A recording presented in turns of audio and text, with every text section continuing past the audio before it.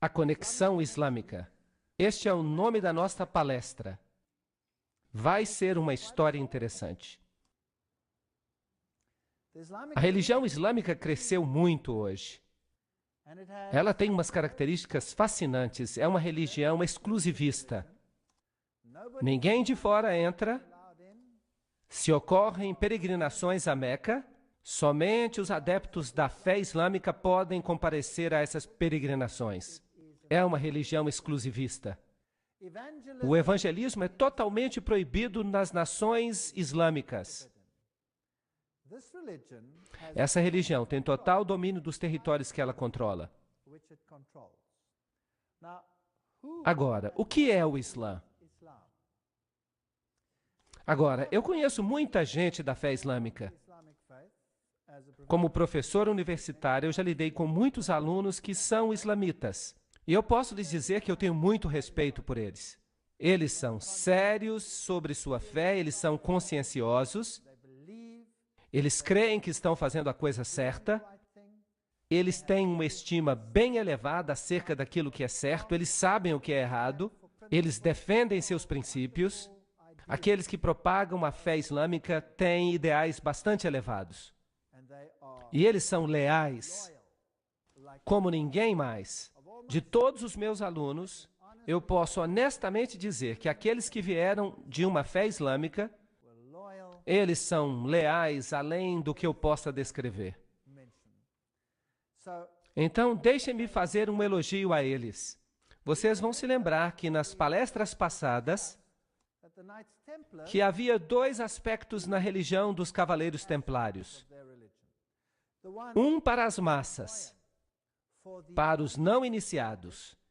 E de acordo com Morais e Dogmas, todos os testemunhos quanto a essa questão indicam que era o catolicismo. Então, o mundo externo, eles seguem o catolicismo, mas o círculo interno esotérico, eles seguem a Lúcifer. Isso aconteceu com o catolicismo.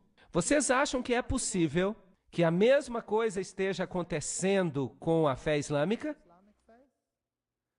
Que há um círculo interno e um círculo externo, que o círculo interno tem uma religião, enquanto o círculo externo tem uma religião para as massas. Na fé islâmica, e que haja uma organização central que esteja controlando os dois. E onde é a sede dela? Bem, a Bíblia diz que a sede é Roma. Nenhum outro lugar. A Bíblia diz que a besta é romana. Ela sai do Império Romano, mas o Islã não sai do Império Romano. A força controladora na Bíblia é Roma. Este é um ponto interessante. Então, se nós observamos essa tremenda religião rival, cujos números chegam a ser iguais aos do catolicismo, qual é a sua origem? Por que ela está aqui? Essas são questões muito importantes. Esta é uma religião muito, muito poderosa. Milhões de pessoas vão às peregrinações, até Meca, onde eles adoram em um templo, no templo de Maomé. Eles consideram um privilégio participar dessas peregrinações. Mas há uma outra religião que também propaga peregrinações. E essa é o catolicismo. Então você tem peregrinações para Lourdes, para sítios importantes e para Fátima. E essas peregrinações, elas são um símbolo das grandes religiões pagãs do passado. Agora, quem era Maomé? Maomé Mustafa nasceu em 570 d.C. e morreu em 632 d.C. Ele fugiu para Medina em 622 d.C., depois da morte de Khadija. Quem era Khadija? Maomé se casou com Khadija quando ele tinha 25 e ela tinha 40 anos de idade. A prima dela, Waraqá, era também católica romana. E ela veio de um convento católico romano. Então podemos dizer que ela era uma freira católica romana. Ela era muito rica, ela vivia em um convento, ela praticamente controlava toda a economia em suas mãos. E ela deu emprego a esse jovem Maomé, com quem depois ela veio a se casar. Maomé marchou até Meca em 630 d.C., 2 anos antes de morrer, e 4 anos antes de Omar se tornar califa, e o Corão foi compilado em 650 d.C. Maomé não sabia escrever e por isso ele contratou um escriba que escrevesse tudo aquilo que ele viu e ouviu. E o Corão é diferente de qualquer outro tipo de literatura religiosa porque ele foi um livro totalmente ditado. E eles ensinam que ele não foi apenas transcrito por um profeta, mas que ele foi um livro ditado diretamente por Deus e por isso deve sempre permanecer na sua língua original, o árabe. É isso que eles ensinam na religião islâmica. O símbolo da religião islâmica é uma lua em forma de foice e uma estrela. Uma estrela dentro de uma lua em forma de foice. Mas de onde vem esse símbolo? E quem é Alá? Então vamos ver agora umas citações interessantes, especialmente da Enciclopédia da Religião. Alá era o deus da lua que se casou com a deusa do sol. Juntos, eles produziram 3 deusas que se chamaram as filhas de Alá. Essas 3 deusas eram chamadas de Aulat, Aulusa e Manat. A Enciclopédia da Religião menciona que Alá é um nome pré-islâmico e corresponde ao deus babilônico Bel. Isso é fascinante. Então, esta é uma antiga religião pagã e sua divindade é Bel, ou Baal. E nós lemos em Morais e Dogma, página 451, que a palavra árabe Aldebaran significa a estrela principal ou guia, e só poderia ter recebido este nome porque ela precedeu ou guiou todas as outras. O ano, então, abria com o sol em touro, e uma grande quantidade de esculturas antigas, tanto na Síria quanto no Egito, onde o touro aparece com lunetas ou chifres crescentes, e o disco do sol entre eles, são diretas alusões ao importante festival da primeira lua nova do ano. E havia por toda parte uma celebração anual do festival da primeira lua nova, quando o ano abria com sol, ou sol, e luna, ou lua, em touro. E aqui está o símbolo de touro. A combinação do crescente e do disco sempre representa a conjunção do sol com a lua. Isso significa basicamente que estamos lidando com 2 divindades, uma feminina e outra masculina. São aspectos masculino e feminino. Bem, era adorado, como se percebe aqui, a adoração da vaca celestial Mehet Veret. Aqui está o olho que tudo vê. O olho de Ciro, aqui estão os chifres, aqui está o disco. Isso tudo representava o lançamento do Deus Sol até o ventre da mãe, para que ele pudesse nascer, filho de Ísis. Então, os chifres também representam a lua em forma de foice. Na religião posterior e na própria Babilônia, aqui você tem o estilo sírio, a meia-lua, com o disco solar dentro dela, a mesma coisa aqui, num detalhe maior. Notem que aqui é Baal Haddad, o nascimento do sol. Se nós formos até a antiga Mesopotâmia, vamos descobrir que o símbolo de Baal e de Bel eram exatamente o mesmo. Uma meia-lua com uma estrela dentro, uma representação do nascimento do sol. Ísis e Osíris, os aspectos masculino e feminino. Este aqui, então, é de Astoret e Tamuz, ou Ísis e Horus, macho e fêmea. A mesma coisa nós encontramos no Egito, como já discutimos antes. Trata-se da adoração de Baal, da adoração de Lúcifer, em seu aspecto masculino e feminino. E vejam que no papado nós encontramos a mesma coisa, porque o Papa hoje é o representante da religião babilônica. Vejam que quando ele celebra a missa, ele tem um disco redondo, a hóstia, a forma circular é um símbolo de Baal, e depois da missa ele é colocado então sobre uma meia-lua. E aí você tem o nascimento do sol. Essa forma então é um simbolismo disso. Veja aqui um outro receptáculo para a hóstia. Tudo representa o nascimento do sol. Então o catolicismo usa o símbolo da meia-lua com um disco do sol dentro. Aqui está uma igreja católica na Alemanha e há um relógio muito interessante nela. Fui eu que tirei essa foto. Vejam aqui a lua e a estrela. E esta estrela específica aqui tem 8 pontas. E à medida que os ponteiros então se deslocam cada hora, tanto o ponteiro maior quanto o ponteiro menor, quando eles se intercalam, você então produz o nascimento do Deus Sol. A toda hora então acontece Baal Haddad, Baal Haddad, Baal Haddad. Em toda hora do dia. Não é interessante? Então o símbolo do catolicismo é a lua com a estrela. estão ocultos em muitos outros símbolos também. Nós encontramos o símbolo do islamismo em lugares estranhos. Vejam este carro da polícia do estado da Louisiana, ali em Nova Orleans. Vejam o símbolo islâmico nele. Até no carro do supervisor você consegue encontrar esse símbolo claramente. Isso estaria tudo muito bem, mas deixe-me levar vocês até a igreja da Senhora de Guadalupe, lá em Nova Orleans. Aqui está o símbolo na frente do altar. Aqui está uma caverna típica onde eles colocam Maria. Dentro dessa pequena caverna, dessa capela, você tem Maria dentro de uma gruta, um típico símbolo pagão, com todos os bilhetinhos de ação de graças pela sua intercessão. Mas se nós adentrarmos a igreja, nós vamos ver ainda ícones mais interessantes. Também figuras, e aqui está uma foto bem triste. As pessoas realmente acreditam que há mérito em se tocar uma estátua. Se nós pudéssemos dizer a essas pessoas que Jesus está disponível em toda parte do mundo e que nós podemos falar diretamente com Ele. Mas por que eu estou trazendo vocês até essa capela? Não é só para mostrar para vocês a idolatria de Maria, mas para mostrar para vocês esse vitral na janela. Vocês percebem o símbolo do islamismo bem aqui. E para disfarçá-lo, eles dizem que é apenas uma representação do símbolo da polícia de Nova Orleans. Agora, o que a polícia tem que ver com o local de adoração? Isso é só um pretexto para que se traga esse símbolo para dentro da igreja. Agora, se você quiser fazer um uso correto do símbolo islâmico, você tem que virá-lo de cabeça para baixo, porque a lua é o símbolo do útero, de cabeça para baixo, como na situação do nascimento.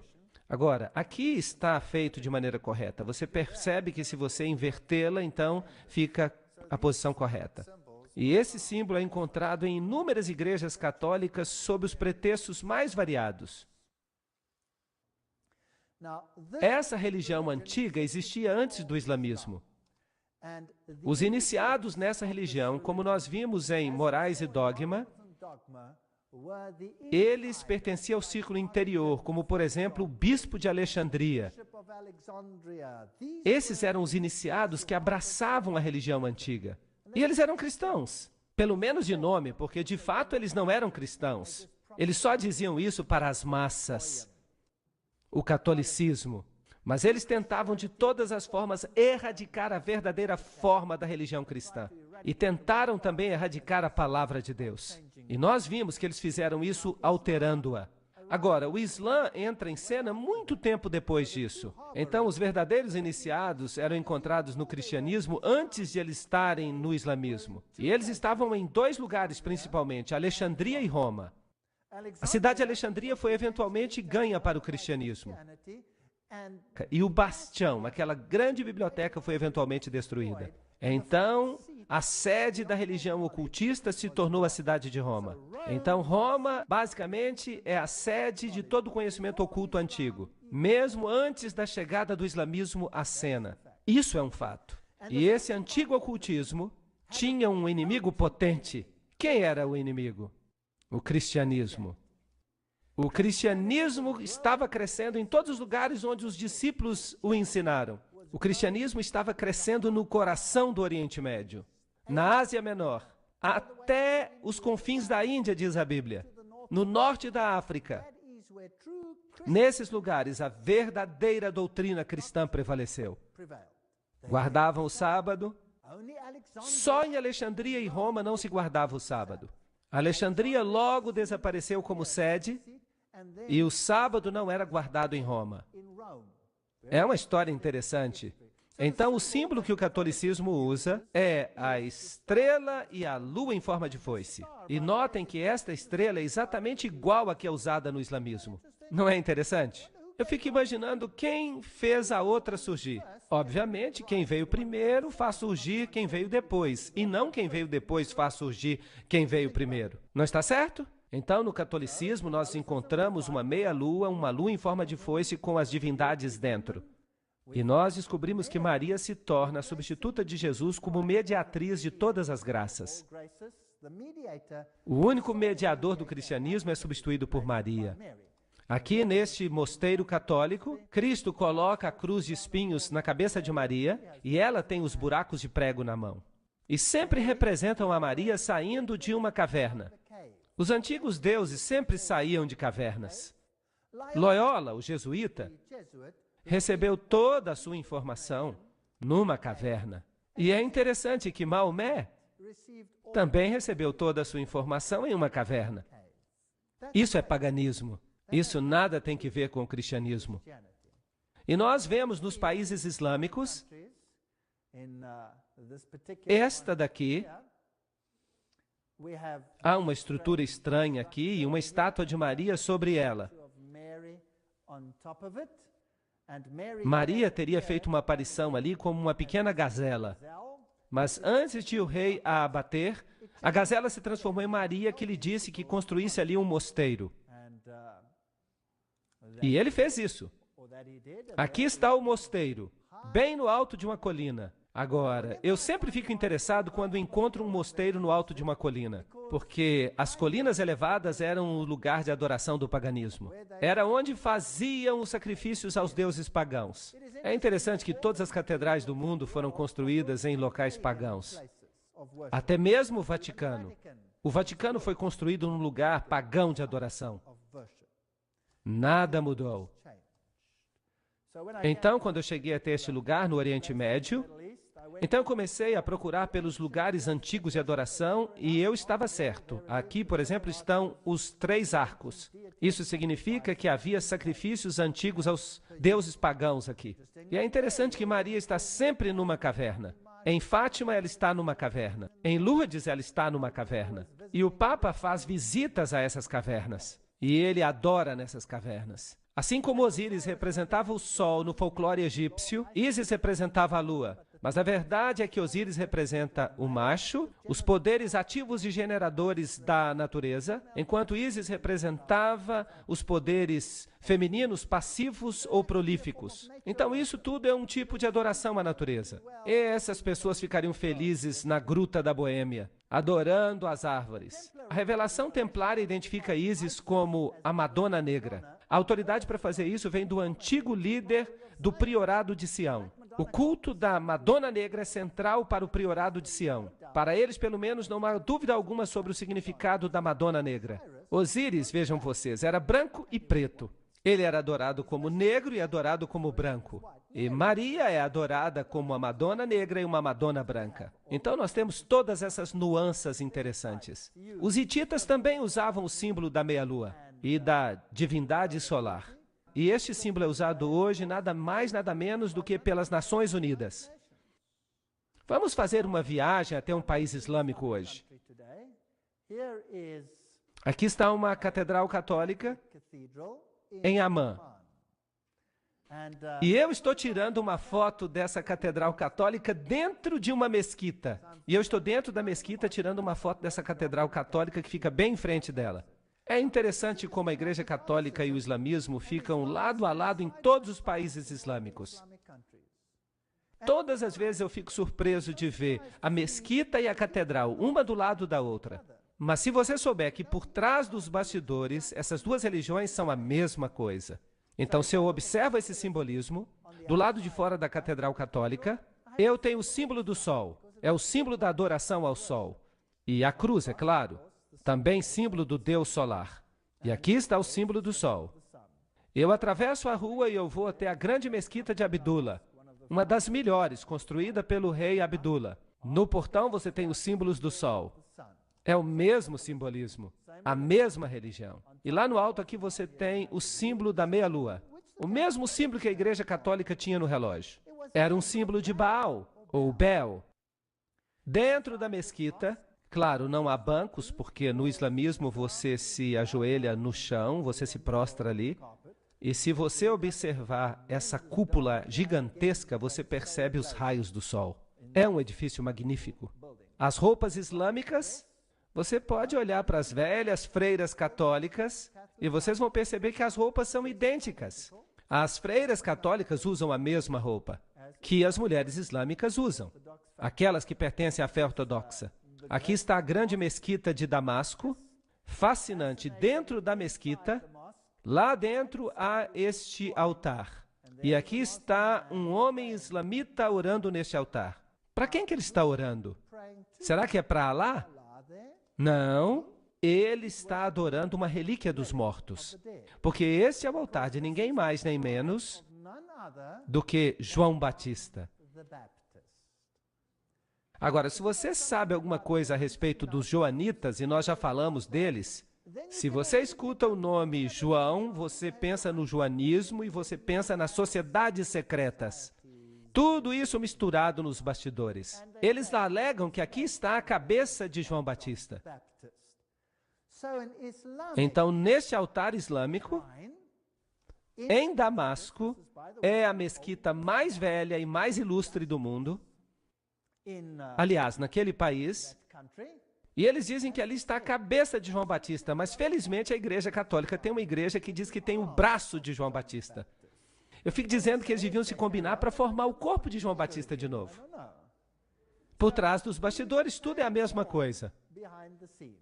Dentro da mesquita, as mulheres, elas não são muito importantes. Elas ficam relegadas aos lados, os homens ficam no centro. Estão orando ali com uma espécie de terço, e no catolicismo você também usa o terço. Você usa o rosário. O islamismo é uma religião muito solene. Alguns dos sons dessa grande mesquita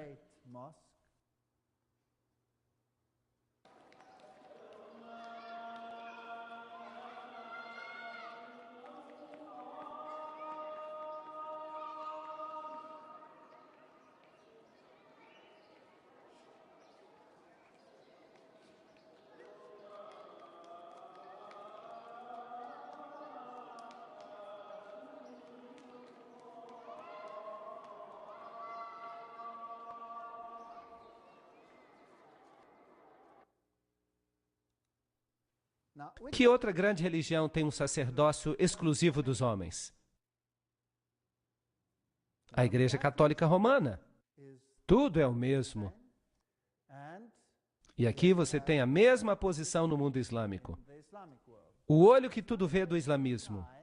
Esta é uma estrutura muito proeminente que é usada em todo o islamismo. E você não vai encontrar um único táxi sequer num país muçulmano que não tenha um olho que tudo vê. Usado como proteção. E é claro que também é usado no catolicismo. Ele está no dólar americano e em todos esses lugares interessantes. Aqui está o olho de Hathor, o olho de Osíris. Aqui ele está num templo egípcio, num púlpito da Igreja Católica, outro numa catedral católica. O autor maçônico Carl Clary escreve: este é um dos mais antigos e mais difundidos símbolos que representam a Deus. Nós encontramos no Egito, na Índia, o olho aberto do Egito representava Osíris. Na Índia, Siva é representado por um olho. E a enciclopédia da maçonaria diz que o olho que tudo vê é um importante símbolo do Ser Supremo, tomado emprestado pela maçonaria da antiguidade. No mesmo princípio, os egípcios representavam Osíris. Então, o islamismo usa este símbolo e o catolicismo usa este símbolo. Só estou fazendo algumas comparações. Para os antigos egípcios, o olho direito simbolizava o sol e o olho esquerdo a lua. Vejam aí de novo os dois aspectos da divindade solar. E Bailey, então, menciona que o olho de Deus é Shiva, ou Siva, o destruidor. Lembre-se que Shiva é o deus hindu equivalente a Osíris. Shiva é também sinônimo de Satanás. Será que é possível que as duas religiões, no seu círculo interior, adoram o mesmo Lúcifer, mas que a massa externa não saiba nada sobre isso? Mas quem é Baal? De acordo com a enciclopédia da maçonaria, quando os israelitas faziam uma de suas apostasias periódicas para a idolatria, Baal parece ter sido um dos seus ídolos favoritos. Em Tiro, Baal era o sol e Astarote a lua. Então nós temos toda a evidência que eles sabiam bem o que estavam fazendo. Não há nenhuma contradição aqui, pois Sete é o demônio egípcio e Shiva é o deus hindu da destruição. Os dois nomes, Sete e Shiva, são listados na Bíblia satânica como outro nome de Satanás. E Helena Petrovna Blavatsky afirma: agora temos que lembrar que Siva, Shiva, o Baal palestino, Moloque e Saturno são idênticos. Será possível que essas duas religiões tenham o mesmo mestre por trás dos bastidores e que as massas estão sendo enganadas? assim como acontece no catolicismo, são ótimas pessoas, mas são mantidas na ignorância. E a sinceridade dos muçulmanos, ainda que enganados, desviados, porque fazem parte das massas, catecúmenos. Helena Petrovna Blavatsky liga Sete a Satanás, Hermes, o deus da sabedoria, também chamado Tote, Tate, Sete e Satã. E no Antigo Egito, Sete era adorado com rituais obscenos e homossexuais. E eles construíram templos nos quais eles realizavam esses ritos homossexuais. Por exemplo, o templo de Luxor. Agora, eu tenho muitos slides do templo de Luxor. Eu fui lá e eu tirei muitas fotos naquele templo, mas eu não posso mostrar para vocês, porque são fotos bem safadas. Alguém aqui já foi até Luxor? Quando você chega a Luxor e vai para o muro, você descobre que o falo era muito importante. E as fotos não devem ser mostradas. Eu as tenho, mas eu não vou mostrar para vocês.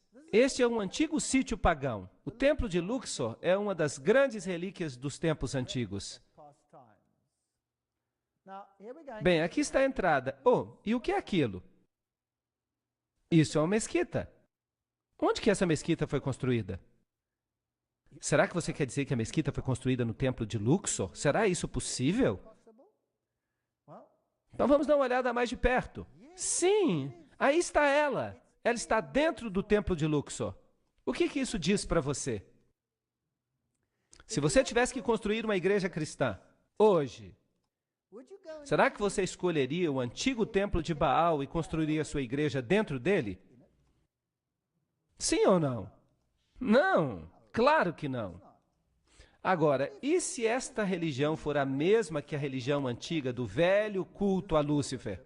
Será que então você estaria disposto a fazer isso? Talvez, sim. Aí eles fizeram. Foi construída dentro do templo. Incrível. Sobre as ruínas. Agora vamos dar uma chegadinha no templo de Baal em outro país. No Líbano. Aí está ele. E deste lado, e este é um templo da mesma divindade, por falar nisso, o que é isso? É uma igreja católica romana. No mesmo sítio, uma igreja católica. Aqui está a cruz e ali está o templo de Baal. Por que construir no mesmo sítio? Bem, eles têm os mesmos rituais. O catolicismo faz, o Islã também faz. Será que há um objetivo com isso? Se nós visitarmos algumas das igrejas católicas mais famosas, este aqui é o santuário de onde Maria supostamente ascendeu aos céus. Trata-se da grande catedral de Jerusalém. No chão você tem o grande círculo solar com todos os signos do zodíaco. E vocês sabem que Deus proíbe isso? Deus proíbe. E aqui está o lugar onde se deitou Maria. Antes de ela subir, é claro, para o céu. Ela não ficou morta ali.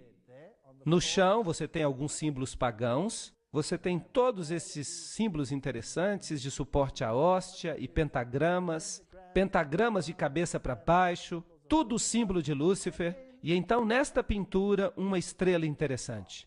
De fato, nada mais são do que dois quadrados, um dentro do outro. E é com frequência que as divindades pagãs eram assim representadas. Dois triângulos, um dentro do outro, ou como dois quadrados, um dentro do outro. E esses dois quadrados, um dentro do outro, são representações de Ísis e Osíris. Vejam que estão dentro de uma igreja católica dedicada a Maria. Também no chão daquela catedral católica romana, você tem um barco, você tem as ondas, você tem o Quirô, e você se lembra que o livro Morais e Dogma nos disse que trata-se de um símbolo de Osíris. Isso significa que é um símbolo masculino fálico, e o barco representa o útero. É uma representação muito safada, mas num ambiente agradável. Ninguém saberia o que isso de fato significa. Ninguém poderia imaginar que aquele é um símbolo obsceno, a menos que você leia o que os maçons dizem a respeito dele. Isso não é interessante? O barco com o seu mastro na meia-lua era também a mesma representação. Aqui está uma catedral católica romana, construída como um barco fenício. Agora, o que um barco fenício tem que ver com a Igreja Católica Romana? A menos que ele represente o útero. Vamos pedir a Albert Pike que explique isso para nós. Albert Pike escreve que Ísis e Osíris Os princípios ativo e passivo do universo eram geralmente simbolizados pelas partes genitais do homem e da mulher. O lingam da Índia era a união de ambos, bem como o barco e o mastro, e o ponto dentro do círculo. Tudo expressando a mesma ideia filosófica da união das duas grandes causas da natureza. Blá, blá, blá. Bem, nós estamos no caminho certo. Nós estamos descobrindo essas coisas na Igreja Católica. Dentro deste Templo dos Cavaleiros, nós já estivemos aí antes, mas agora eu quero mostrar outra coisa. Lembram-se que da última vez eu mostrei a águia de 2 cabeças? Mas agora eu quero mostrar para vocês o chão. Opa! O que é isto? Esta é uma estrela de 8 pontas. Agora, o que esta estrela representa? Bem, aqui está a estrela do Islã. Não é interessante? As duas estrelas são idênticas. As estrelas do Islã em formas diferentes. Então, nós descobrimos que há estrelas do Islã na Catedral Católica especialmente dedicada a Maria, e nós também a encontramos no mundo islâmico. Agora, como é que esta estrela foi criada? É simplesmente um quadrado dentro de outro quadrado. Aí está. Agora, se você quer a estrela de Davi, você pega um triângulo, coloque dentro de outro triângulo, e aí está. São símbolos sexuais, são símbolos ocultistas. Agora eu vou dizer para vocês a história interessante de um homem que disse que era um jesuíta, Alberto Rivera. E ele alega que o cardeal Bea, general jesuíta, lhe deu instruções pessoalmente sobre a origem do Islã. E de acordo com Rivera, a Igreja Católica começou o islamismo com o propósito de dominar os árabes e garantir a segurança de Jerusalém. Fascinante. Isto é altamente ridicularizado na literatura. Claro, nada assim pode ter acontecido. Deixe-me fazer uma digressão, uma especulação. Quem veio primeiro, o catolicismo ou o islamismo? O catolicismo chegou primeiro. E o catolicismo tinha um grande problema. A Igreja Bizantina, no início, estava do lado de Roma, não havia dificuldade. De fato, o imperador bizantino elevava o pontífice romano, considerando o corretor de todas as heresias do mundo. Então, sim, a Igreja Bizantina e a Romana eram a mesma igreja no início. Mas depois de 1000 anos houve uma separação entre a Igreja Ortodoxa e a Católica. O patriarca ortodoxo se recusou a aceitar a supremacia do bispo de Roma. Então houve guerra entre esses dois grupos.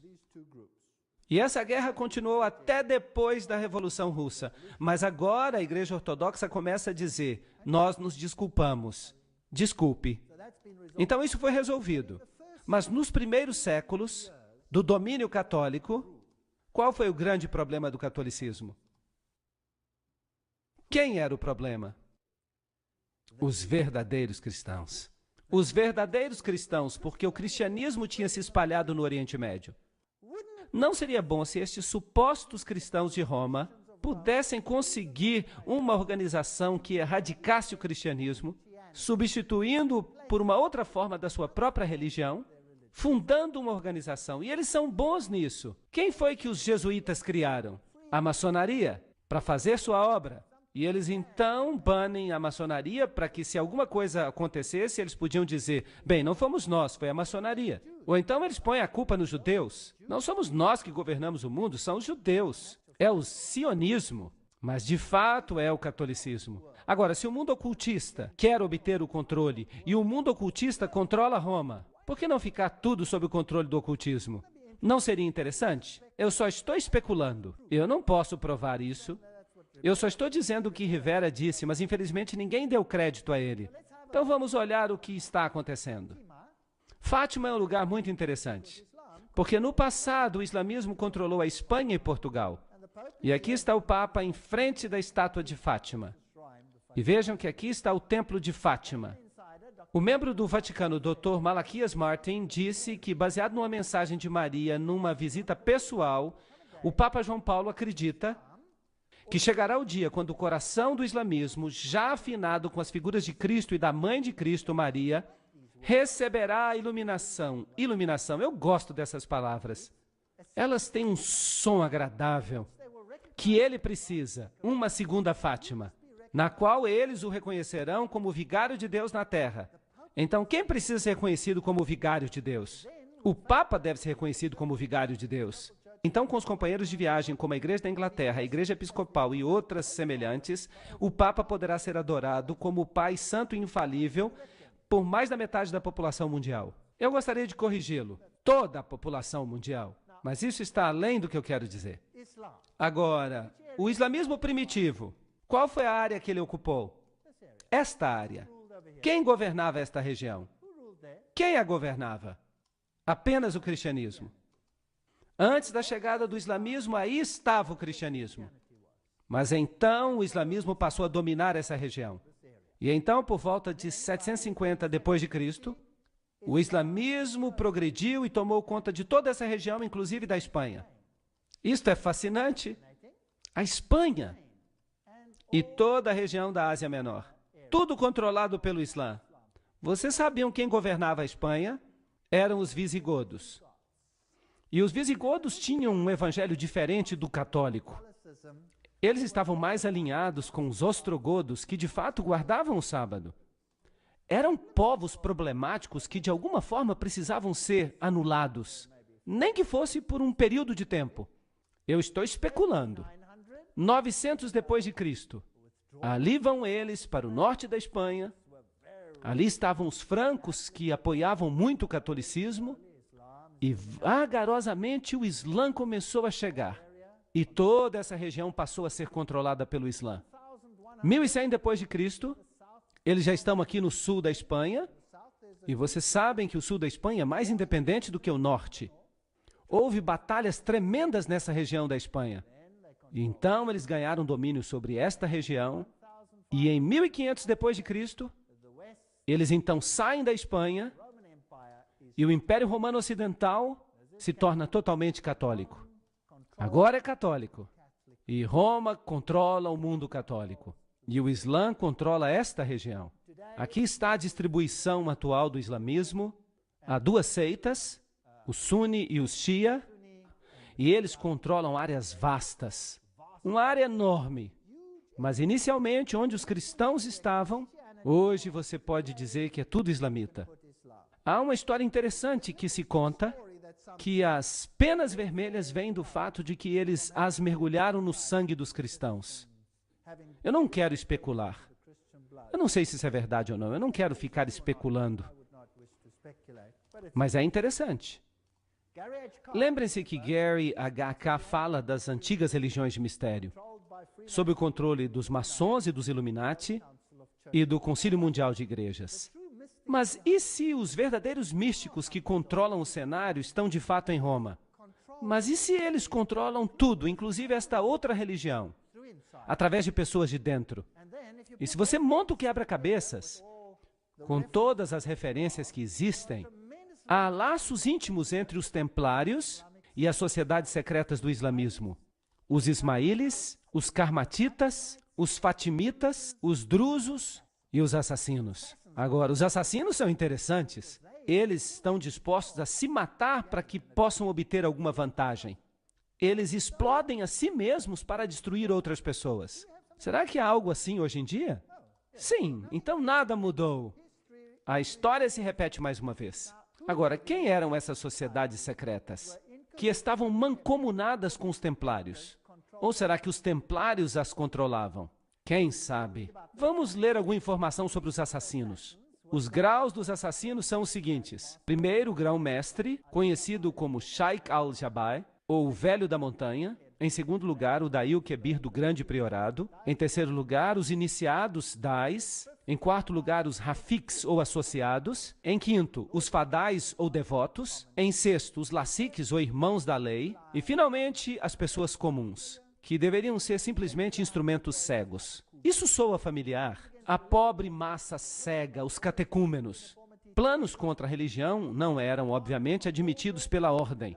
A conformidade estrita ao Islã era exigida de todas as fileiras mais baixas dos não iniciados, mas o adepto aprendia a distinguir o engano da fé e das obras. Nós estamos falando de países inteiros, sujeitos a essas pessoas de dentro, que usavam seus habitantes como gado humano. Você não sente pena deles? Como nós também temos que ter pena de nós mesmos? porque nós também temos sido enganados. Então, com o incentivo do paraíso, os assassinos alistaram instrumentos para sua obra criminosa e estabeleceram um sistema de assassinato organizado com base no fervor religioso. Nada é sincero e tudo é permitido. Essa é a base da sua doutrina secreta. E os jesuítas têm a mesma doutrina hoje em dia. Esta era concedida a poucos e ocultada sob o véu da mais austera religião e piedade, restringindo a mente sob o jugo da obediência cega. Pobres coitados, enganados pelos agentes satânicos. Também havia os fatimitas, que assumiram o controle. O fundador da dinastia fatimita dos califas foi um tal Ubaidallah, conhecido como Mahdi. Suas sociedades de sabedoria foram instituídas em Cairo. Darul Qimat, ou a Casa do Conhecimento, pelo califa número 6, Hakim, que foi canonizado como Deus após a sua morte, é adorado até o dia de hoje pelos drusos. Sob a direção desse homem, a grande loja do Cairo foi formada pelos fatimitas, e continuaram o plano de Abdullah. Ali havia 9 graus, seu método de enlistar os prosélitos, seu sistema de iniciação, blá, blá, blá, são absolutamente os mesmos usados por Weishaupt, o fundador dos Illuminati. Então não há diferença entre Roma e essa gente. É a mesma organização. Será possível que eles estão usando tese e antítese já por milhares de anos? Para extirpar o remanescente do cristianismo? Mais tarde, quando a Igreja Ortodoxa se separou, o que eles fizeram? Eles criaram um império chamado Império Otomano. E eles então entraram e eles mataram os sérvios, que eram ortodoxos. E eles mataram os romenos, que eram ortodoxos. Eles estupravam as mulheres, jogavam as crianças aos ares e as aparavam com a ponta da baioneta. Dizimaram todas as áreas ortodoxas. Incrível. E aqueles que conseguiram escapar para o norte e para a Rússia, não escaparam à espada do comunismo. A Lenin e seu bando de assassinos. Tem havido uma guerra religiosa desde a morte de Cristo. E quem está sendo destruído? As almas dos homens. Aqui estão os homens do Islã. Quem são os de dentro? Quem são esses ayatolás? Será que o mundo deveria ter medo? Eles querem que o mundo tenha medo. Você tem tese e antítese. Nas guerras mundiais, eles disseram, a ameaça é o comunismo. Eles queriam que você sentisse medo, para que você pudesse aceitar quaisquer mudanças necessárias para vencer a ameaça. E agora usam isso como a próxima ameaça, para criar a síntese que desejam. Vão esfregar as duas, uma religião contra a outra. A cultura dos judeus e dos cristãos, a cultura do Islã, vão esfregar uma na outra para que elas se destruam mutuamente, até que nada sobre, até que haja síntese. E então você vai ter uma religião mundial. E Lúcifer vai ficar alegre porque ele será o rei. Não foi isso que Albert Pike disse? O que ele ia fazer? Uau! Quem são esses homens do Islã? Eu já falava desse homem muito antes que alguém descobrisse que ele era um maçom do grau 33. Vocês sabem que ele se tornou o terrorista número 1 e talvez ele nunca seja pego. Ninguém sabe onde ele está. Ninguém sabe se ele está vivo. Nós vamos falar sobre ele amanhã. A Bíblia é uma parte indispensável da mobília de uma loja maçônica cristã. Eu já mostrei esse texto para vocês. Vem de Morais e Dogma, somente porque ele é o livro sagrado da religião cristã. O Pentateuco hebraico numa loja dos judeus e o Corão numa loja de Maomé devem estar no altar. E um desses, e o quadrado e o compasso, devidamente compreendidos, são as grandes luzes pela qual um maçom deve trabalhar e andar. Qual? Obviamente não a Bíblia, porque Morais e Dogma, o próprio livro diz que odeia a Bíblia. Foi isso que o livro disse, lembram-se da citação? Mas mudaram tudo. E o Pentateuco hebraico? Bem, isso é uma parte da Bíblia. Então o que é que sobra? O que é que sobra? Por eliminação, o Corão. O Corão como ele existe agora ou corretamente compreendido? Provavelmente corretamente entendido. Por quê? Porque o Corão diretamente rebaixa Jesus Cristo. é o livro que diretamente rebaixa Jesus Cristo, enquanto que os outros tiveram que ser modificados para que os de dentro pudessem rebaixar a Jesus Cristo. Estão entendendo? Vamos olhar isso, porque a coisa está ficando melhor. O engano mortal, James D. Shaw, que era um maçom do grau 33. Ele esteve em uma cerimônia muito interessante, onde um pregador famoso, muito famoso, e o primeiro nome dele é Billy, ele também compareceu a essa cerimônia de iniciação. Mas isso é outra história. Grau 33, cavaleiro comandante da corte de honra. O mestre da adoração do passado, loja azul, mestre do conjunto passado de todos os ritos escoceses. É isso que ele era. E ele explica alguns dos rituais. O engano mortal, de James D. Shaw. A cerimônia de iniciação ao grau 33. O juramento é selado ao se beber vinho dentro de um crânio humano. Que este vinho que eu agora bebo se torne um veneno mortal para mim, como a cicuta bebida por Sócrates. Se algum dia de minha vontade eu violar este voto. Um membro vestido de esqueleto coloca seus braços ao redor do candidato, que então declara: e que esses braços frios para sempre me envolvam, se algum dia de minha própria vontade eu violar este voto. Aí está a cerimônia de iniciação do grau 33. Mas há uma outra. Cada um de nós recebeu, juntamente com o anel do rito escocês, a cópia do livro de Albert Pike, Morais e Dogma. Você só recebe isso quando você entra para o grau 33. Eles nos disseram que este livro era a fonte da maçonaria e seu significado. Eles também nos disseram que ele jamais deveria sair de nossas mãos e de que arranjos deveriam ser feitos para que, no momento da nossa morte, ele fosse devolvido ao rito escocês. Felizmente, eu não tive que passar por este processo, mas eu tenho um livro desses. É muito útil. O que é que isso tem que ver com o Islã? Aí está o grau mais elevado da maçonaria. O que acontece aí, então? De novo, engano mortal. O rito escocês inclui 29 graus além da loja azul, culminando no grau 32. O rito de York tem o equivalente aos 29 graus do rito escocês, e quando se avança neste caminho se chega ao grau de cavaleiro templário. Então o rito de York leva você até os cavaleiros templários, e o outro até o grau 32, o rito escocês. Além disso, o altar, uma ordem árabe antiga, dos nobres do altar místico, encontra-se disponível aos maçons de grau 32 e aos cavaleiros templários que desejam participar. Então, a ordem mais elevada está disponível para que os membros dessas altas ordens se tornem participantes do altar. Agora, os membros do altar são da ordem árabe, e isso serve para os protestantes. É aí que a conspiração engrossa. Vocês acham que há uma ligação entre a maçonaria, os templários e o Islã? Entre o cristianismo e o Islã? Bem, eu acho que sim.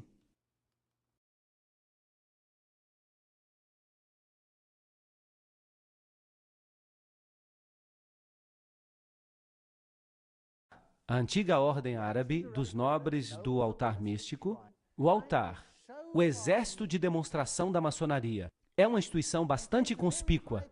É necessário que você pertença ao grau 32 da maçonaria durante 6 meses antes que você possa pertencer ao altar. Só os mais elevados maçons podem pertencer ao altar. Agora, aí estão os americanos mais importantes. Todos os mais importantes americanos. Eles desfilam por Nova York como membros do altar. Se fosse um baile de máscaras. O altar pertence a Alá. Vocês sabiam disso?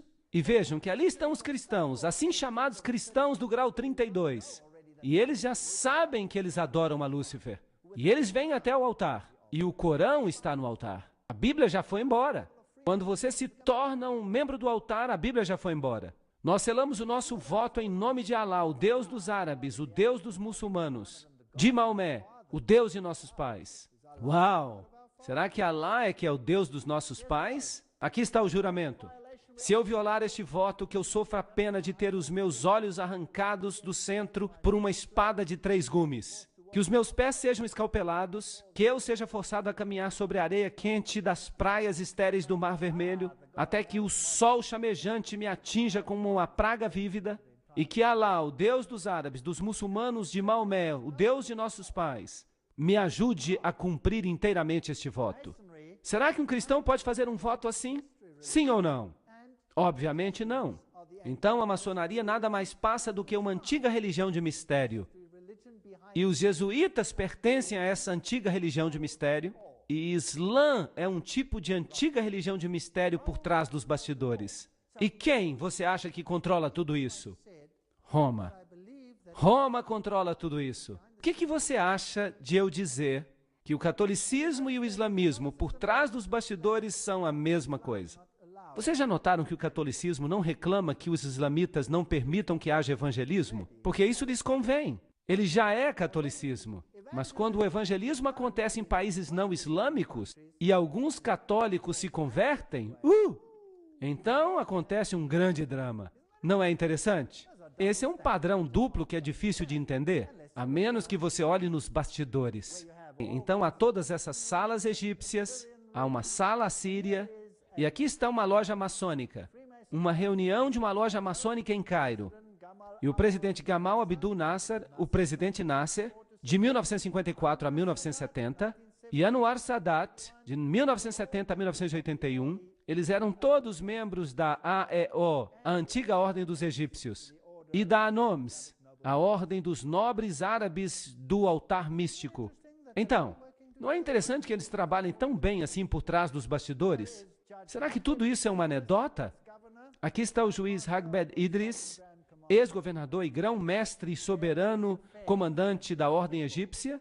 E aí você tem o seu simbolismo. E foi um maçom mesmo que me mostrou isso. Ele me disse que lá no Líbano todos os grandes figurões do islamismo são maçons.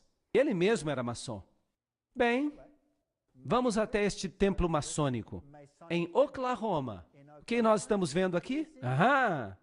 Nós vemos um símbolo, e nós vemos símbolos árabes, e nós podemos ver um fez, um fez, um fez e um fez.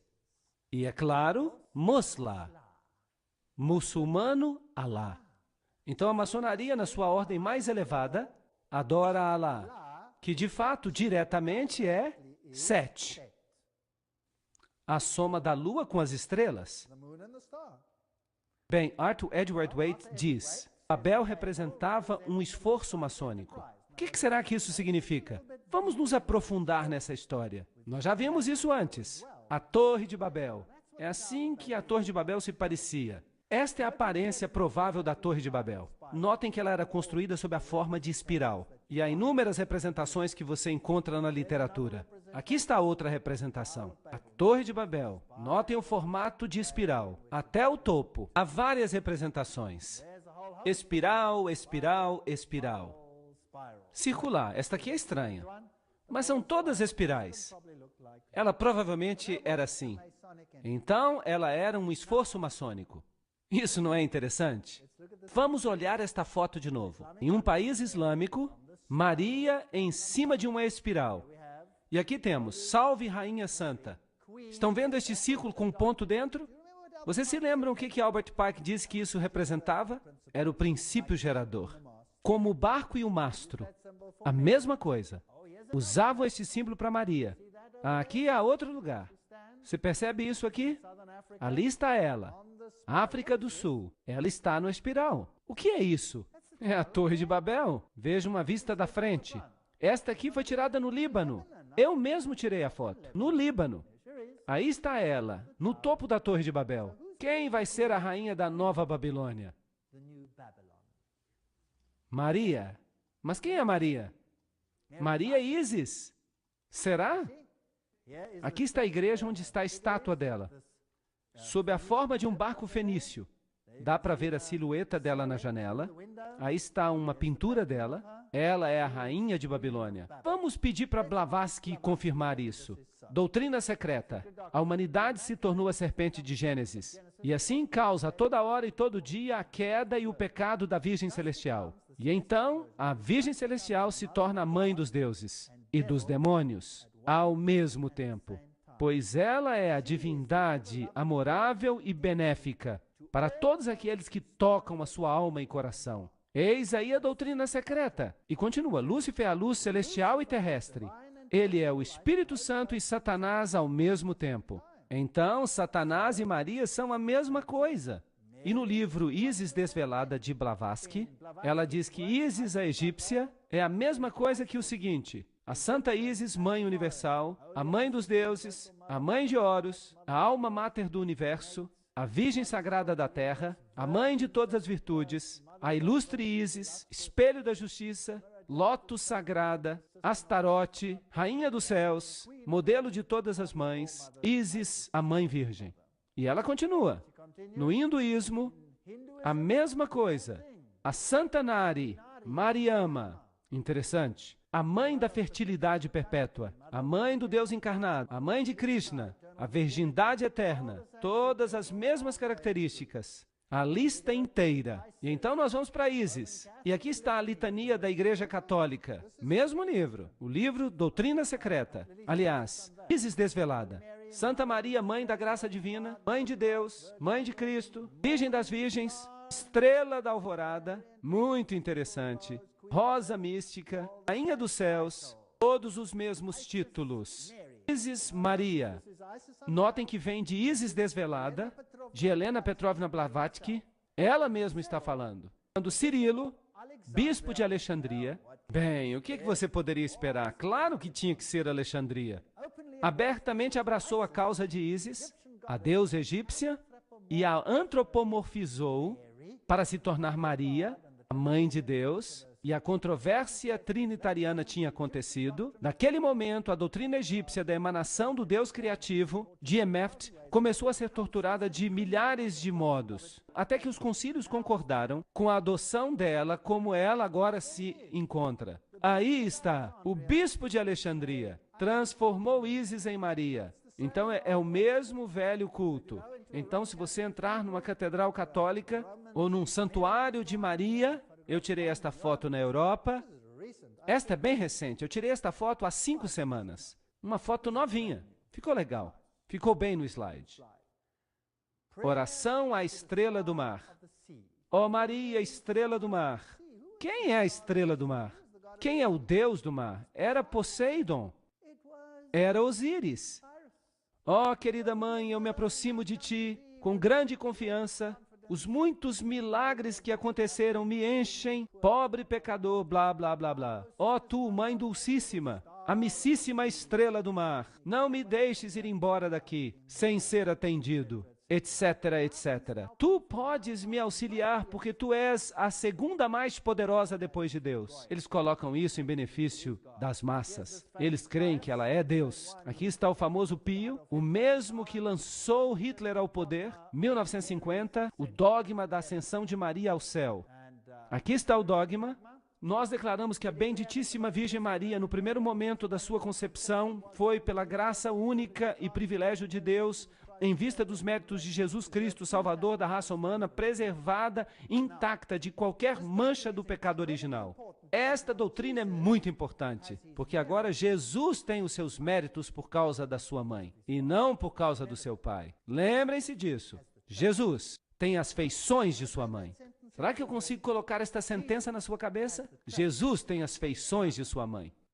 É isso que esta doutrina ensina. E eu vou mostrar para vocês os pregadores protestantes dizendo a mesma coisa. Interessante. Aqui está a revista Focus. Maria soll Göttin werden. Maria deve se tornar deusa. Claro que abertamente a Igreja Católica não permitiria que Maria fosse chamada de deusa. Weiblich Gottheit. Mulher deusa? Absolutamente. Por que não? Milhões de católicos americanos querem fazer de Maria uma deusa. O cardeal John O'Connor e o Papa João Paulo II, um grande mariólatra, não se opõem a essa ideia. Aí está, Maria é Deus. Claro que ela é Deus para os iniciados. Porque Helena Blavatsky disse o quê? Que ela é Lúcifer. Ela é Lúcifer. Muito bem. É por isso que a versão King James diz em Gênesis 3,15: E eu porei inimizade entre ti e a mulher, e entre a tua semente e a semente dela. Ele ferirá a tua cabeça e tu ferirás o calcanhar dele. Nem a Bíblia Padrão Revista ousou mudar isso. Gênesis 3,15: Porém inimizade entre ti e a mulher, e entre a tua semente e a semente dela. Ele ferirá a tua cabeça e tu ferirás o calcanhar dele. Mas os católicos não gostam do texto assim. E a Dwight Himes, que é a Bíblia Jesuíta Online, diz: eu porei inimizades entre ti e a mulher, entre a tua semente e a semente dela. Ela ferirá a tua cabeça, e tu espreitarás o calcanhar dela. Agora é Maria que esmaga, não é mais Jesus. Eles mudaram. Aqui está a fotografia de uma aparição de Maria em Zaitun, no Egito. Então os muçulmanos viram isso. E aqui está um livro fascinante. A rainha de Roma, a rainha do Islã, a rainha de todos. Será que estamos falando da mesma religião? Vamos dar uma olhada. Vamos dar uma olhada nesta página católica da internet. Hearts Are.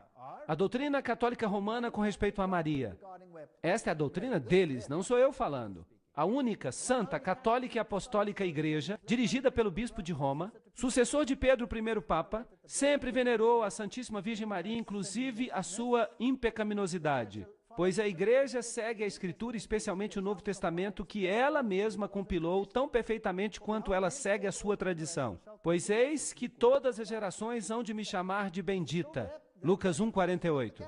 Este ainda é um documento católico. Não é surpresa que a mulher triunfe sobre o dragão vermelho, pois as Escrituras dizem isso desde o início. Lembrem-se de Gênesis 3,15, que declara: e estabelecerei inimizade entre tu e a mulher, entre a tua semente e a dela, ela há de esmagar a tua cabeça. Que versão estão citando? A versão católica jesuíta. Uau! Isso é interessante. Vamos continuar. Vem da mesma página da internet. A Mary, a mulher das Escrituras e mãe dos homens, que guarda os mandamentos de Deus e mantém a verdade com respeito a Jesus. Essa declaração é interessante. Nós vamos fazer uma comparação mais tarde que vai ser muito divertida. A ela a igreja aplica as lindas palavras de sabedoria. Ela, o brilho que radia da luz eterna. Ela, o espelho inconspurcado da majestade de Deus. Porque Maria é cheia de graça. A igreja, através do Papa Pio IX, declarou-a como concebida de forma imaculada, sem pecado. Isso é muito importante. Maria passou a ser considerada Imaculada Conceição como resultado de suas aparições em Lourdes em 1858. Ela é imaculada, então Jesus é sem pecado por causa dela, não por causa de Deus, por causa dela. A Imaculada Conceição, ou melhor, o Coração Imaculado, Enciclopédia Católica, livro 6, página 965. Ela declara que coração, no sentido bíblico, significa pessoa interior.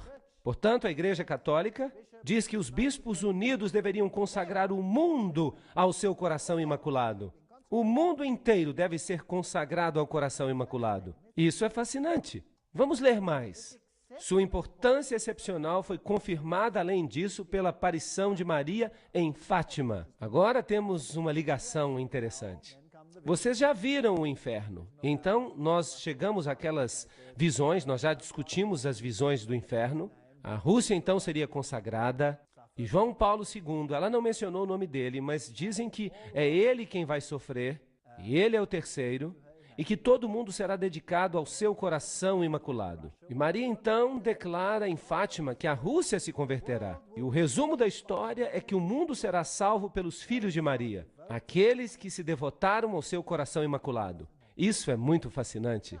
Vamos ler um artigo dessa mesma página da internet, uma página da Igreja Católica. E o seu autor é o famoso bispo Fulton Sheen. Vamos tentar descobrir alguma coisa ali. O artigo se chama Maria e os Muçulmanos e é encontrado no relatório Mizzensen, páginas 1 a 3, da Fundação do Cardeal Mizzensen, que considera o assunto excepcionalmente importante. E o bom bispo diz: o Corão, que é a Bíblia dos muçulmanos, tem muitas passagens que falam sobre a bendita Virgem. Em primeiro lugar, o Corão acredita em sua concepção imaculada e também no seu nascimento virginal. O seu nascimento virginal. Notem bem, o seu nascimento virginal. Vocês perceberam isso? Ela foi concebida imaculadamente e a mãe de Maria era estéril. Quem se tornou, portanto, o Salvador? Uma contrafação de Jesus Cristo. Esta aqui. Isso é uma afronta. O terceiro capítulo do Corão coloca a história da família de Maria em uma genealogia que volta até Abraão, Noé e Adão. Quando alguém compara a descrição do Corão do nascimento de Maria com o Evangelho apócrifo, quem é que diz que os evangelhos apócrifos devem ser aceitos como canônicos? Quem diz isso? O Vaticano disse isso no Concílio de Trento. Nesse evangelho, fica-se tentado a crer que Maomé dependeu muito de seu nascimento. Vocês sabem que Maomé era casado com uma freira católica? Toda a família dela era católica. E ele recebeu a sua doutrina diretamente do abismo sem fim. Não é isso que a Bíblia diz? E essa doutrina começou a se espalhar. E usaram o Islã primeiramente para neutralizar o cristianismo, e então o espalharam ainda mais tarde para se livrar dos inimigos de Cristo, para se livrar dos seguidores de Cristo, e então para se livrar de todos os inimigos de Roma. Os dois livros descrevem a velhice e a indubitável esterilidade da mãe de Maria. Isso não é fascinante? José perguntou como ela havia concebido a Jesus sem pai. E Maria respondeu, você não sabe que quando Deus criou o trigo, ele não teve necessidade de semente? O Corão tem versos sobre a anunciação, sobre a visitação, a natividade. Anjos são representados como acompanhando a bendita mãe e dizendo, ó Maria, Deus te escolheu e te purificou e te elegeu acima de todas as mulheres da terra. Percebem as ligações? Quem criou quem? Será que o catolicismo criou o Islã ou quem sabe o Islã criou o catolicismo? Não pode ser, porque o catolicismo existia antes do Islã. A mesma doutrina. Há uma defesa tão forte da virgindade de Maria aqui no Corão, que o quarto livro atribuiu a condenação dos judeus à sua calúnia monstruosa contra a Virgem Maria. E agora fica melhor ainda. Então, o bispo diz, as duas maiores religiões do mundo creem na fervorosa devoção a Maria e consideram as suas virtudes em alta estima. Os muçulmanos e os católicos compõem cerca de 2 bilhões de pessoas juntos. Eles estão no controle. Tudo de que eles necessitavam era da igreja ortodoxa, e agora eles já a têm. E é também verdadeiro que inúmeros protestantes consideram Maria com grande favor. É melhor desistir da religião, pessoal, se você quer fazer parte do clube. Ou então, nós veremos. A grande Madre Teresa declarou este ponto quando ela resumiu a questão nas seguintes palavras, simples e diretas. Sem Maria não há Jesus. Uau! Ok. O reconhecimento da concepção imaculada pelo mundo fará com que haja uma relação mais íntima entre as grandes denominações cristãs, católicos e ortodoxos, e também entre o cristianismo e o Islã. Que tipo de síntese eles querem? A união das religiões. O que a maçonaria ensina? Jesus, o filho de José, o Senhor, o Messias e seus apóstolos, e depois destes Maomé, o filho de Abdillah, com sua lei, que é a lei do Islã, e os discípulos da verdade seguiram a lei do Islã. Os discípulos de quê? Da verdade. Seguiram o Islã. Quando o cristianismo se tornou fraco, inútil e impotente, o restaurador e iconoclasta árabe chegou como um furacão purificador. Uau! A fé do árabe se tornou mais forte do que a do cristão. Estão falando do cristão verdadeiro. Então o Islã nada mais é do que o catolicismo, derrotando ou vencendo o cristianismo. Segundo os gnósticos, as almas subiam e desciam por 8 céus. Em cada um deles havia certos poderes, blá, blá, blá, morais e dogma. Agora vejam o que o livro Morais e Dogma diz. Na doutrina antiga, certos gênios tinham uma função de conduzir as almas aos corpos destinados a recebê-las. Vocês já ouviram falar do gênio da garrafa? Às 1001 noites, alguém esfregando a garrafa e, aqui vem o gênio. Quem são esses gênios? Notem que os maçons falam de gênios. Isso é interessante. Eu gosto muito de trabalhar de detetive. Platão fala de um gênio familiar. Vocês já ouviram uma palavra gênio? A palavra gênio vem do latim genii. Agora, os gênios são o meio de comunicação entre o homem e os deuses. Entenderam? É isso que Morais e Dogma, a maçonaria, diz. Os gênios fazem a comunicação entre os homens e os deuses. O Jesus Cristo do Islã é também diferente do Jesus Cristo da Bíblia. E eu vou lhes dizer por quê, daqui a pouco. Em 1 João 2:22, quem é mentiroso senão aquele que nega que Jesus é o Cristo? Ele é o anticristo, quem quer que negue o Pai e o Filho. Nós já vimos que os eruditos católicos mudaram a Bíblia. Eles removeram a Jesus da posição de único Salvador. Vamos avançar, vamos ler do Corão. Vai ficar ainda mais interessante. Aqui está o Corão. Salman Rushdie, vocês se lembram dele? Ele escreveu versos satânicos. Há alguns versos muito estranhos neste livro. Uau! A cabeça dele estava cheia de ideias malucas.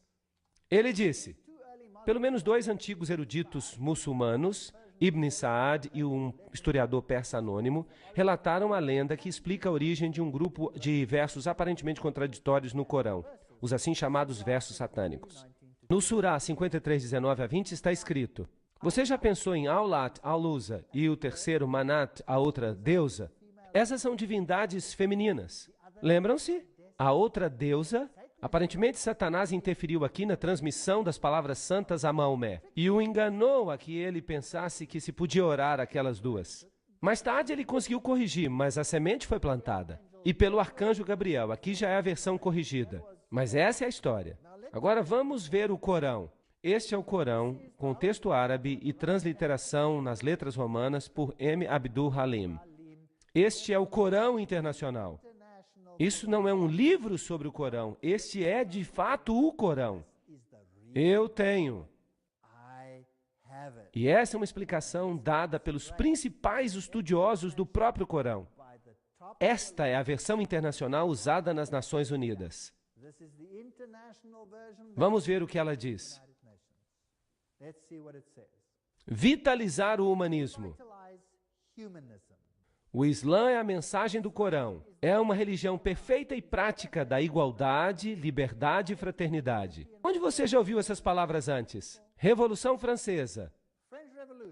Submissão ao Ser Supremo. O Islã também insiste na unidade fundamental de todas as religiões reveladas na origem. Esse é o mesmo ensinamento da maçonaria. E eles então têm uma seção intitulada Com os Espíritos. Tem sempre havido uma classe, geralmente chamada de racionalistas, que inclui principalmente os filósofos e os cientistas que duvidam, sim, negam a existência da associação, ou seja, de se falar com os espíritos. Enquanto, por outro lado, aqueles geralmente chamados de espíritas, que incluem principalmente os santos, os sábios, os médiuns, eles têm certeza dos espíritos e da experiência espiritual. De vez em quando, muita fraude é praticada em nome do espiritismo, mas o Corão afirma a realidade de que uma aproximação entre os dois velhos partidos já está à vista. O Corão, então, diz que o espiritismo é permitido, mas o que a Bíblia diz? Que é satânico, fique longe disso. Anjos.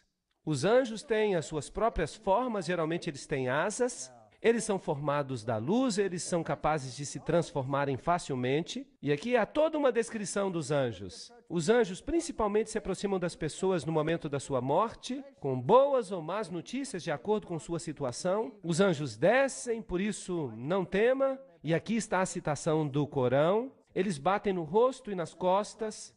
Eles descem com bênçãos, etc, etc. E há uma outra classe de seres. Que classe é essa? Os gênios. Onde é que nós ouvimos falar deles? Na maçonaria. Perto dos anjos encontram-se os gênios, que são formados do fogo. Os mais conhecidos, Iblis ou Satanás. Está escrito assim no Corão, o cabeça desta criação.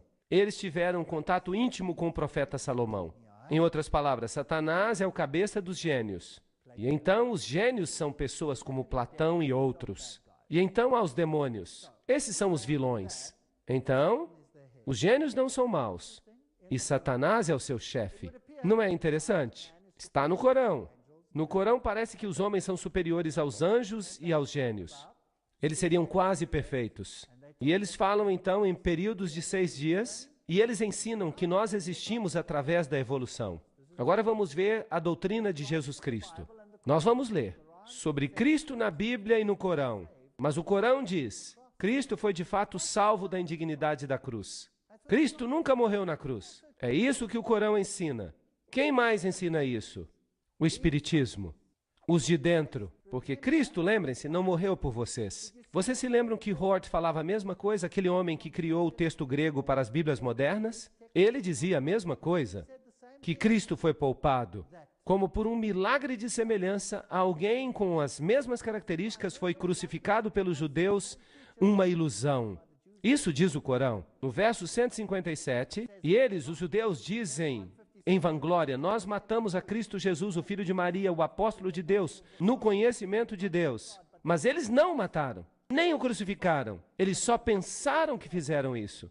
E aqueles que diferem e estão cheios de dúvidas, com nenhum conhecimento certo, mas somente com conjecturas a seguir. Mas com certeza eles não o mataram. O que isso nos diz? Jesus não morreu por você. Este é um ensinamento secreto satânico. Verso 158. Sim, Deus o resgatou para si mesmo, e Deus é poderoso e sábio. E não há ninguém do povo do livro que não deve crer nisso antes da sua morte. Então o Corão está diretamente contra Jesus Cristo, e os de dentro das doutrinas do mundo ocidental estão também diretamente contrários a Jesus Cristo, e também os jesuítas. Enquanto os judeus dizem que mataram a Cristo na cruz, é um ponto cardeal da fé para as igrejas cristãs ortodoxas que foi Jesus que entregou a sua vida na cruz. Ele foi enterrado após a crucifixão, e no terceiro dia ele ressurgiu, blá blá blá. Ele se encontrou com os discípulos e ele foi então levado corporeamente para o céu. De fato, esta é a crença que forma a base da doutrina teológica do sacrifício com sangue, da expiação vicária pelos pecados, que contudo está perdendo a sua força com a idade moderna, uma época de ação e retribuição. Esta não é a mesma coisa que Hort disse? Sim ou não? Há uma diferença entre os teólogos católicos e o Islã? Sim ou não? Não há diferença alguma. Quem está controlando a quem? O Corão diz que Deus se aborrece, vejam esta explicação, e Deus se aborrece se alguém crê que Cristo é o próprio Deus. Cristo nem mesmo é o Filho de Deus, mas um apóstolo como qualquer outro. O mesmo ódio contra Jesus Cristo se percebe aqui, como nós já vimos que ele existia entre os teólogos dos jesuítas, como já vimos que os teólogos jesuítas revelavam. Esta é uma citação muito interessante do livro Missionário do Lar. Eu gosto desta citação. O Salvador disse: aquele que crê no Filho tem a vida eterna, e aquele que não crê no Filho não verá a vida, mas a ira de Deus está sobre ele. Ele diz de novo: e esta é a vida eterna, que eles te conheçam a ti, o único Deus verdadeiro, e a Jesus Cristo a quem tu enviaste. Os muçulmanos têm conversos em muitas terras, e seus advogados negam a divindade de Cristo. Deve essa fé ser propagada? Os advogados da verdade deixarão de manifestar intenso zelo para corrigir o erro e ensinar aos homens a pré-existência do único Salvador do mundo? O que eu estou tentando fazer é demonstrar o meu zelo intenso para corrigir o erro e para mostrar a vocês a mentira. Oh, o que nós precisamos é de homens que esquadrinharão e crerão na palavra de Deus e que apresentarão a Jesus ao mundo em sua natureza divina e humana, declarando com poder e na demonstração do Espírito de que não há nenhum nome sob o céu dado entre os homens pelo qual possamos ser salvos.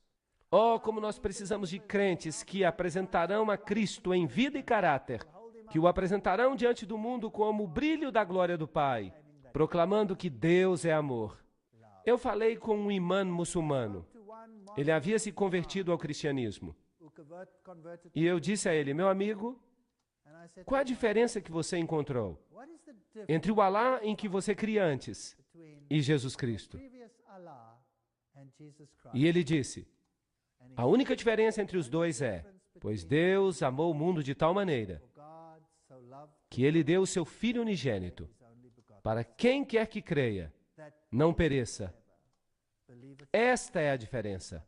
Alá é um Deus de guerra, um Deus de retribuição, um Deus que envia o seu povo à destruição, prometendo a eles virgens celestiais na vida após a morte, dando-lhes alegria no céu, mas um inferno na terra, e também um inferno no céu para todas as mulheres. E Jesus Cristo diz: todos somos iguais diante de Deus. Ninguém tem o direito de impor um caráter sobre as pessoas. Somos todos agentes livres diante de Jesus Cristo. Sim, está escrito: mulheres, submetei a vossos maridos. como no Senhor. Maridos, amai vossas esposas, como o Senhor ama a sua igreja. O meu Jesus é o meu marido numa alegoria. Ele nunca me forçou a fazer nada. Nunca Jesus me forçou a fazer qualquer coisa. Tudo que eu faço por Jesus, eu faço porque quero. Se eu quiser dizer a Ele, adeus, vou embora. Será que Ele vai me impedir? Será que um raio vai cair sobre mim e c'est fini? Não. Jesus é o ser mais fantástico do universo. Ele lhe concede total liberdade de escolha. Permite que você se decida por Ele ou contra Ele.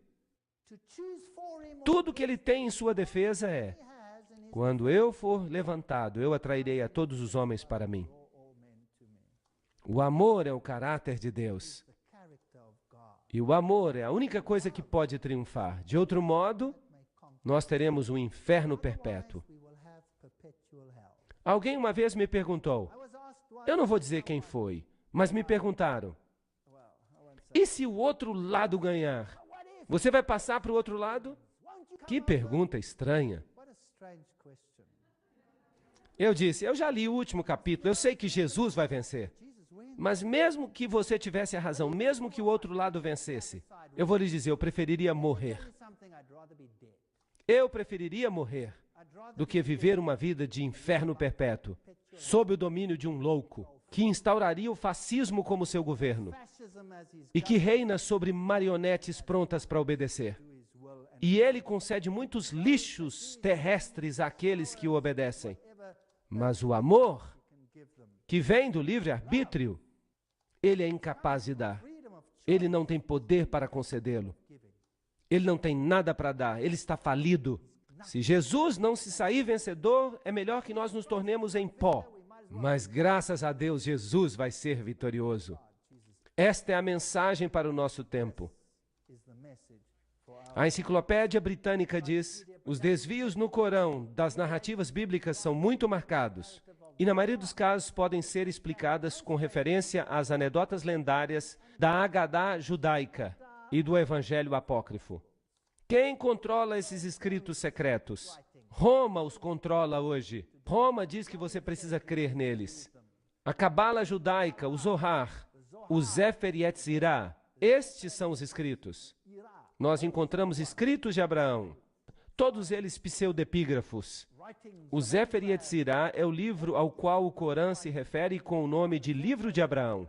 São escritos ocultos. Assim foram feitos esses livros. A vinda do Redentor. Vejam o que a Cabala fala. As calúnias abomináveis contra Cristo e o cristianismo ocorrem não apenas na Cabala, mas também nas edições anteriores do Talmud. Nele está escrito, neles, Jesus é chamado aquele tal, o tolo, o leproso, o enganador de Israel. São palavras terríveis, usadas para Jesus Cristo. O que faz este slide aqui? O Papa e o ator Jim Caviezel, que fez a parte de Cristo no filme A Paixão de Cristo, ajoelhado diante do Papa. Será que o Papa aqui está levantando o nome de Jesus Cristo? Será? Agora, se você observar com cuidado, é Maria que recebe toda a atenção. Pedro se ajoelha e pede a Maria perdão.